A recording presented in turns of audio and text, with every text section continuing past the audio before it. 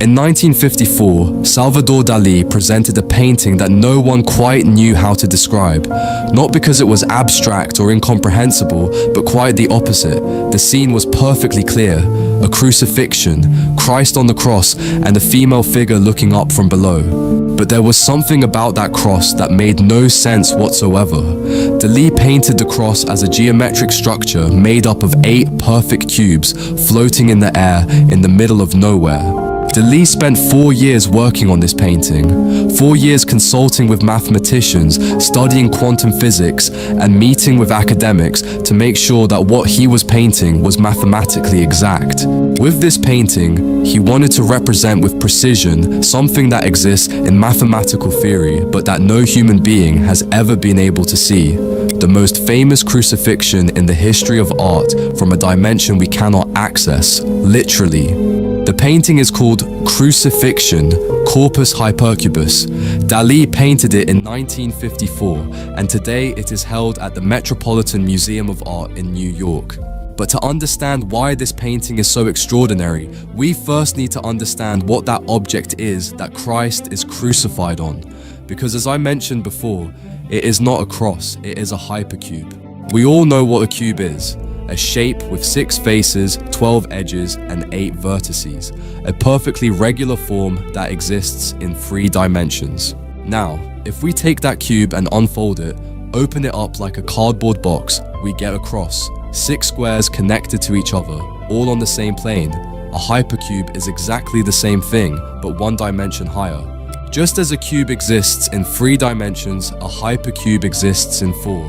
And just as an unfolded cube gives us a cross of 6 squares, an unfolded hypercube gives us a structure of 8 cubes, exactly the one we see in this painting. The problem is that human beings cannot see the 4th dimension. Our brains are simply not equipped for it. So what Dalí painted here is the 3-dimensional shadow of an object that can only exist in a universe with 4 spatial dimensions. It is like someone living in a completely flat, 2-dimensional world trying to imagine a cube. It would be impossible for them to see it. They could only see its shadow, and that is exactly what is happening in this painting. By the time Dalí created this painting, he was already considered the most famous surrealist artist in the world, but his style had changed. Surrealism, with its obsession with dreams and the subconscious, no longer felt like enough. In his 1958 Antimatter Manifesto, he wrote that while in the Surrealist period he had wanted to create the iconography of the interior world, he was now fascinated by something completely different, and that his new father was no longer Freud, but Heisenberg, the German physicist Werner Heisenberg, one of the fathers of quantum mechanics. Dalí had discovered modern physics, and what he found in it did not seem incompatible with his Catholic faith. It seemed exactly the opposite, a confirmation that reality was far larger and stranger than anything we could see. He called this nuclear mysticism, a fusion of Catholicism, mathematics, and science that would define the entire second half of his career, and Corpus Hypercubus is the most perfect expression of that idea. In this painting, we notice there is no recognizable historical context whatsoever. Christ is not in Jerusalem. There is no crowd as there usually is in paintings depicting the crucifixion. All we can see is a chessboard floor extending toward an indefinite horizon, and above it, floating in space, the structure of the hypercube. Christ appears crucified on it, but without actually touching it. His body is perfect, muscular, and shows no signs of physical suffering.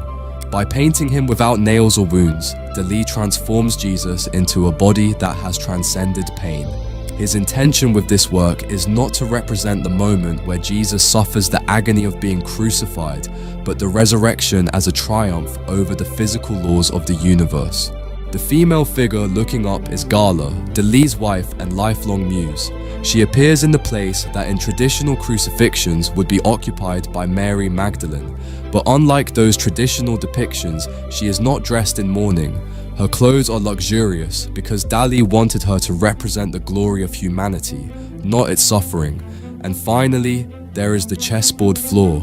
If you look carefully, you can make out 5 black squares on the board that form the silhouette of a cross. It is a second cross, hidden in the floor, that mirrors the one of the hypercube from below, as if the same form existed simultaneously in two different planes. But what makes this painting truly extraordinary is not just its visual complexity, but the question it raises. Dalí believed that science and religion were not opposites. He believed that the further physics went in its exploration of reality, the closer it got to something that believers had been calling the divine for centuries, a universe with more dimensions than we can perceive, a reality that transcends what our senses are capable of registering. The mathematician Thomas Banchoff, professor at Brown University, collaborated with Dalí for almost a decade.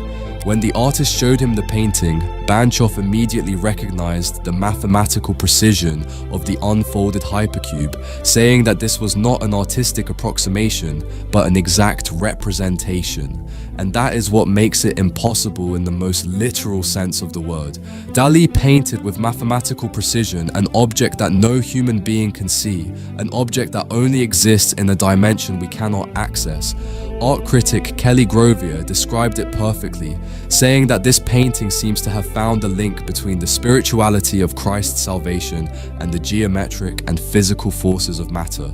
It appears to bridge the divide between science and religion. Dalí spent 4 years solving the mathematical and compositional problems of this painting. 4 years to arrive at an image that in 1954, the same year CERN was founded in Geneva, he presented to the world as his personal response to the atomic age. An age in which humanity had learned to split the atom, but still did not quite know what to do with that knowledge. And Dalí proposed something no one expected, that perhaps physics and faith were not describing different realities, but the same reality seen from different angles. As he himself said, "Thinkers and literary men can give me nothing. Scientists give me everything, even the immortality of the soul." Thank you for watching the video until the end. I would love for you to leave me in the comments your thoughts on this painting. And as always, if you would like to have this work in your collection, it is now available in our catalogue.